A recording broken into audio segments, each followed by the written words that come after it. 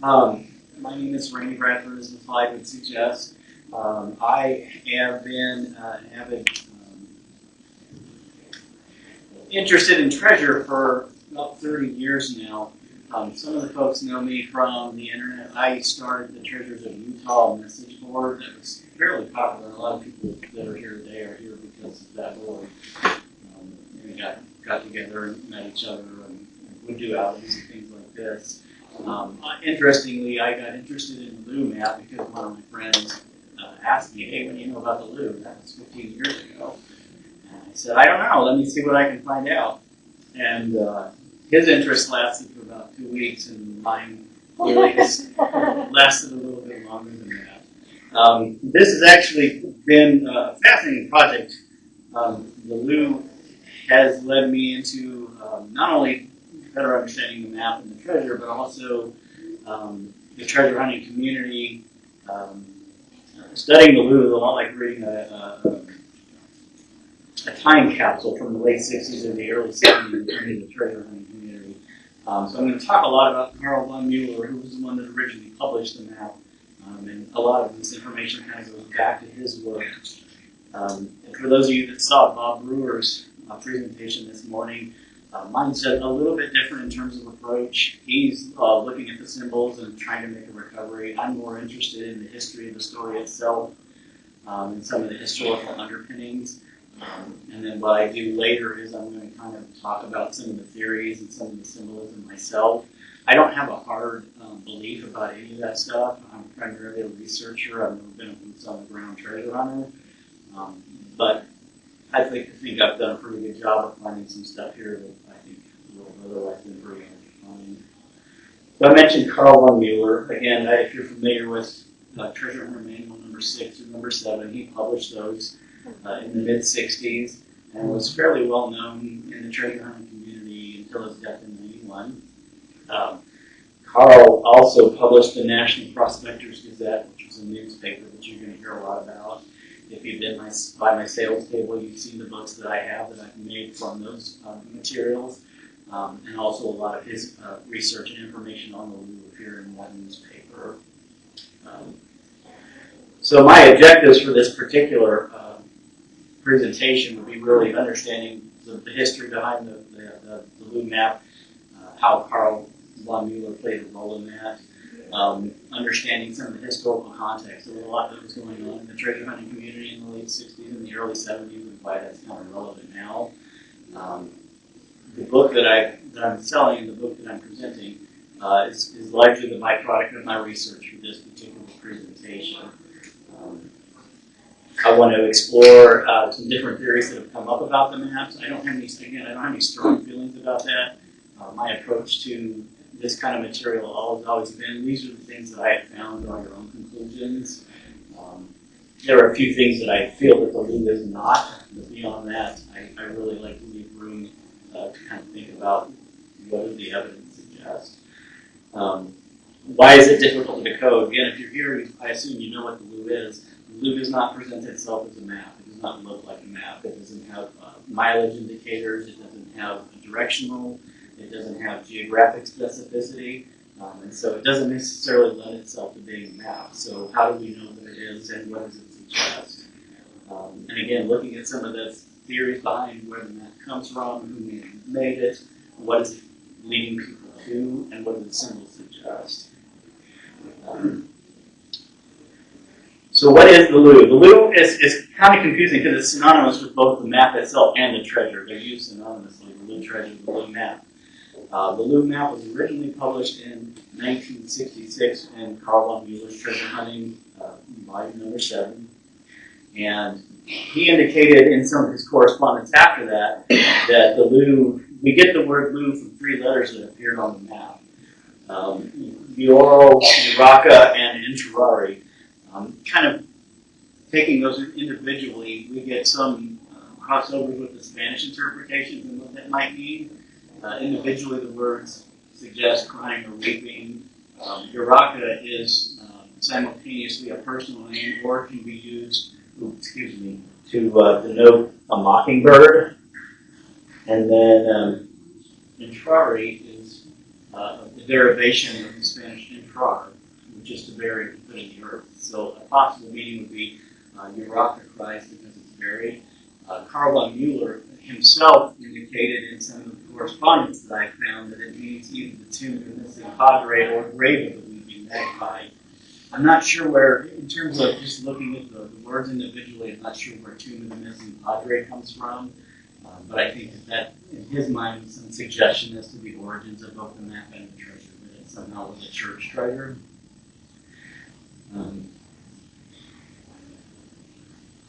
So part of the difficulty in researching the Lue is that it does have some inherent issues from a research standpoint. Most significantly is that Karl von Mueller is the most significant source of that information, and everything that comes out after that goes directly back to him, which means all of this veracity of the story either rests or relies on your belief in his credibility. One of my research goals is to find some information that would predate his publication of the map originally and try to lend some credibility to the idea that this wasn't something he created all along. That has proved challenging. What was also not unusual for people at that time, he had several pen names. Many treasure writers and Western writers, in fact, wrote under multiple names because they could get published multiple times by the same magazine and the same issues. And if that's how they were making their living, they could do that. Karl had at least 3 regular names. His actual name was Charles D. Miller, but he went by Karl von Mueller and also published under D. Gladson, which is a derivation of his wife's name, Gladys Miller. So sometimes finding information is hard because it's under different names, and it's also led some people to really wonder why is he changing his name. I think a lot of that had to do with marketing, oddly enough. And again, this is a fairly new story. Before '64, when he publishes it, we don't hear anything about it. So there's not a lot in the way of provenance. And again, a lot of the sources that this was published in are fairly hard to come by. Karl himself published the National Prospectors Gazette, which was a newspaper. My suspicion is it had a subscription rate of around 25 or 30,000 at its peak. That's just a guess. I don't know what you guys know about newspapers, but they don't hold up well over time. They tend to get thrown away. They tend to dry out. They tend to get damaged easily. If they're too dry, they get brittle. So there's not a lot of these things out there. In fact, before I even started researching the Lue, I hadn't heard of the National Prospectors Gazette. And that got me really thinking about other things. Karl was friends with several other publishers who had their own newspapers and who published similar material. So part of the act of researching the Lue meant finding sources to these materials that haven't been available for 60 or 70 years in some cases in order to be really thorough. So in the process of doing it, I've developed my own fairly significant treasure hunting research library. But again, some of those things are hard to find. They're expensive if you can find them, and they just don't come up on the market very often. Again, Karl von Mueller was active in the 60s and 70s. People that he worked directly with the Lue in making recoveries, or people that I know from his correspondence that were involved in looking for it on their own, have mostly passed away. There's not a lot of credible first-hand sources of information at this point. And it's a story that's by and large been kind of overlooked. It kind of peaked in the 70s and then kind of faded out. It's very different than things like the Lost Adams or the Lost Dutchman or even the Roads and Lines, which again have a pretty significant historical presence. The internet has added some ups and downs in terms of researching. There's a lot of theories and things that come out on the internet, but there's nothing in the way of sourcing that material or doing anything like peer reviewing. So there's a lot of stuff on the internet that nobody's really been challenged on. It's a nice way of saying there's just a lot of garbage on the internet. You have to really sift through the sources. You should be doing that anyway, but there's a lot more sources because there's no publisher saying, we can't publish this, or you need to rewrite this, or this doesn't sound right. So there's a ton of information on the internet, but again, it's like panning for gold. You're going to get a whole lot of black sand for every plate you get. And then again, the provenance just isn't very well established. It all goes back to Karl. And again, it depends depending on how you feel about him or don't feel about him, then may have some bearing on how you interpret the story. Just a kind of an interesting example, this is from the National Prospect, which is that Carl actually names himself in 3 separate pieces under all different names. And some of that, if you read his stuff, he was really big on privacy, so it's not that surprising that he would use pen names. And in fact, a lot of his books were actually published under his wife's name and not his own. But I thought that was kind of fascinating. Here is an example where he has written a book and he refers to himself in third person. He's talking about Mrs. D. Gladson, he's the publisher of the book. I just found that kind of interesting.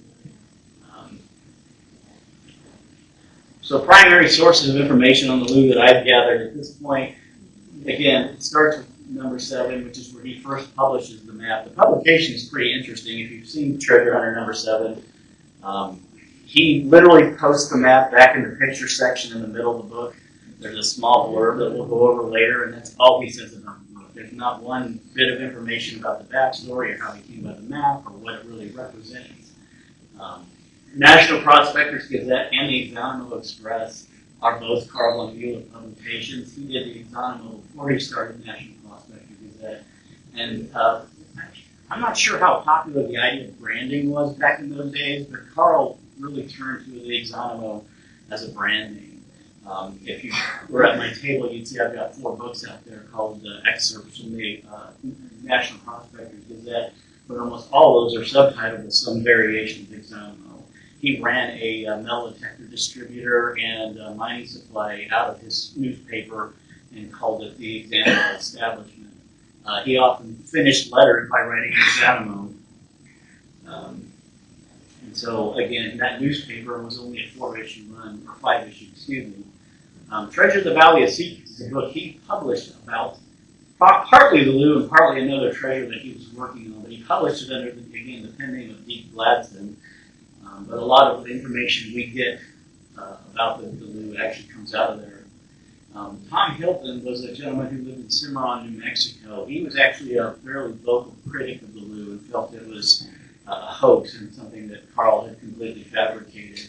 He wrote a rather significant article in Lue Treasure in February of 1970, and that was actually it was a very good source of further information for months and months after he published that. There were letters coming in that they were publishing about that too. So there was a lot of circulation of ideas about the treasure. And then again, mainstream treasure magazines from the 80s. We see the Lue being talked about fairly regularly in treasure lore until the middle 80s. And then since the internet, it's kind of made a resurgence. If you follow TreasureNet, Lue topics are pretty big. And then of course, people like Terry Carter have posted several videos. Some of you may be familiar. I've actually done this presentation once before. That was 10 years ago. And so this particular presentation has some additional information that I've kind of come up with since then. This was Carl's partner, Hammond. His first name was Bill. They called him Bill Cartwright. He was interesting in that he is the one that brought the Lue to Carl. A little later that he found out about the Lue through a gentleman who had a copy of it in Phoenix, Arizona. They lent the copy to Carl and Hammond to copy, and then it was subsequently published. Excuse me. At the time, both Hammond and Carl were working in aeronautics on the California coast, and so that's how they had met each other and kind of realized they both were interested in treasure hunting, and they got involved in this particular project. That would have been in the mid-1950s, so about 10 years before Carl actually published his map. Another partner of his was a gentleman by the name of Montana Larry Campbell. Now I know they searched for the Lue together. This is interesting because we see a rock monument, and while he doesn't specifically attribute it to the Lue, it's in the Lue, excuse me, I really keep my fingers so. It's in the Lue, some of the Lue cache areas. This would have been towards the Rio Grande Pyramid, which is in southern Colorado, rather. And if you look at the map, there's a pretty prominent pyramid displayed there, and there's a lot of speculation that would be an indicator. Montana Larry and Carl actually made a recovery of silver, not necessarily the Lue. That one was noteworthy because Carl subsequently melted that silver down and had molds made for necklaces, arrowheads and Indian head necklaces, and sold those to the National Prospectors Gazette. Interestingly, Carl had famously said in one of the treasure hunter manuals that finding a treasure was just where your troubles begin. And the idea of how do you liquidate a treasure, how do you do it legally, how do you do it safely, how do you keep Uncle Sam's hand out of your pocket was kind of a threat for him. So yeah, Montana Larry was one of his regular partners. This is actually, there's several versions of the Lue. This is the original as it appears. Carl published that in, I'm sorry, 66, not 64. When Tom Hilton did his hit piece, he used the same version. Carl sold his rights to the Treasure Hunter Manual books to Rand Publishing, who is either affiliated with Garrett's or White's Electronics, I don't remember which. But the interesting thing is that when they do the reprints of this, the map has changed a little bit. If I notice the differences. Yeah. Is it just the size? No, there's two small differences, but I'm assuming they're significant. Well, there's a dot in the middle circle, and there's a dot in the triangle next to it, in the very tippy top there. And in the next one, this isn't a real clear copy, but you can see that Rand has taken those two dots out. Now, without knowing necessarily what they mean, one could surmise that if there's a symbol in the map, it has a meaning and it has a purpose for being there, and so eliminating those two dots could make some huge effect. For dots that size, one could probably also assume that they may have some measure of influence with how you orient the map or where you center it. But I found it interesting.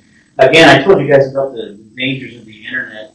So about 1995, a new version of the Lue appears on TreasureNet. You maybe have seen this one. The differences will be very obvious. I call this the annotated Lue, or also toilet paper. I do. It's besides the additions of the annotations on the edge there. There's been some significant changes made to the pyramid. They've eliminated the shadow. They've added the black triangle. It's not a very particularly clean copy. Prior to this, I've never seen it anywhere but the internet. I only share it here as more of a curiosity than anything. And in fact, the symbols on the outer edges aren't consistent with sort of the clean presentation of the map itself. While the map looks disorganized, it also looks like it was very deliberately put together. So this is what it looked like in the original number 7. And again, this was the text that came with it. This is the only thing that was in that book about it. The new map, which would probably perplex treasure hunters for years to come. Only 2 people have been able to decipher it, and they will never be able to carry away all of the incredible treasures that are revealed by the map. Others will seek, and few will find, and trovers will be committed to eternal secrecy when they learn the cryptic and shibboleth hoard of all hoards in the American continent. True sign experts will find the ultimate challenges in this key to a natural Fort Knox, redrawn exactly from the I am and am key.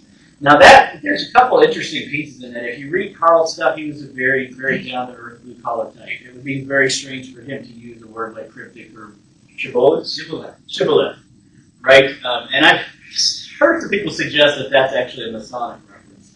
But either way, it's very out of character for his kind of writing style. Also interesting, he mentions that this map was, they used this specific key to unlock it, but he never mentions the key again or what that significantly means. I have had some people suggest that I am is actually an anagram for I am you and you are me, and there is some suggestion that maybe indicates that you're supposed to view a mirror image of the map to truly decipher it or follow it. But again, that's only speculation.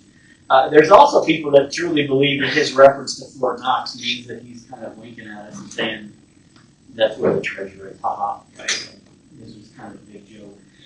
I've heard it suggested that people feel like he put this in to sell books. And I think it's interesting to sort of challenge that. Carl had already published Treasure Hunter Manual 6 and sold tens of thousands of copies of that. He had already published one called Sudden Low, and he had already kind of established himself as a treasure hunter. He didn't have any need to sell it. And in terms of sales material, he only mentions the Lue in one specific ad that appeared in his own newspaper. That's a larger version of what we just read. Let me go back just a second. So I don't think he used that as a selling point. He really didn't need one. And again, if he did, it would have appeared in more of the ads for the book. So going past the text, we look at, again, a brief history. He mentioned, as I mentioned earlier, that he had gotten the map, that him and his partner, Wilbur Hammond, had the map, had distributed copies, and had found it kind of challenging to try to figure out where it was at. He wrote that in an article he wrote himself in the MPG in 1969. And then again, he also mentions that there may be other versions of the Lue map that may lead to other areas of the country. Somebody asked me earlier about the earlier presentation by Bob Brewer, and that would actually make a lot of sense that there may be other Lue maps or Lue versions, and that this isn't the only kind. And then again, he sort of reiterates that him and Hammond had come into that possession of the map and that they had worked on it together. If you read enough of Carl's stuff, Hammond was sort of a mentor of his in the treasure hunting world. Hammond actually died in 1968. But it would be some years later that I came across some correspondence from Carl where he indicated that him and Hammond had in fact made a Lue recovery in 1958 and had found 2 truckloads of gold. So what does the Lue consist of? Again, Carl was very, very specific that much of it was raw gold, still in matrix. And then some of it was gold bars. He frequently referred to people that were finding pots of gold. Usually about 100 pounds was in a pot. What was interesting was people were finding more and more pots in the same general areas. So he suggests 2 things. One, that there is more than one cache site for the Lue scattered throughout the general geographic area of southern Colorado and northern New Mexico, but also that those individual cache sites likely had multiple cache points on them as well. Very similar to, again, Bob Brewer and the overlays and the idea that somebody could potentially find a treasure in one of the cache sites, but there would be others that they may miss in the process if they weren't aware that there were multiple caching points in one general area. There was some reference to a silver pipe with some paperwork in it. Carl was kind of non-committal. Again, some personal correspondence. Carl did indicate that he felt like the silver that he found with Montana Larry was in fact Lue Treasure, and so again, as time went on, he went from a real hard stance of it's all gold to there was also silver deposits. So we're not talking about a church treasure. We're not talking about artifacts or plates. We're talking strictly about money, gold or silver that had been mined, had been refined in the field, and had been cached in multiple spots. So other possible references. Carl kind of indicated again that there was other references to the Lue, but that it was not specifically called the Lue, which really led to this idea of are there other stories that would actually be associated with the Lue? And we'll talk a little bit more about that later. Some theories that have come up about that. But again, one is this idea of the Spanish Trail of Gold. This book that was published by Robert O. Birch. I have looked very hard for this particular book.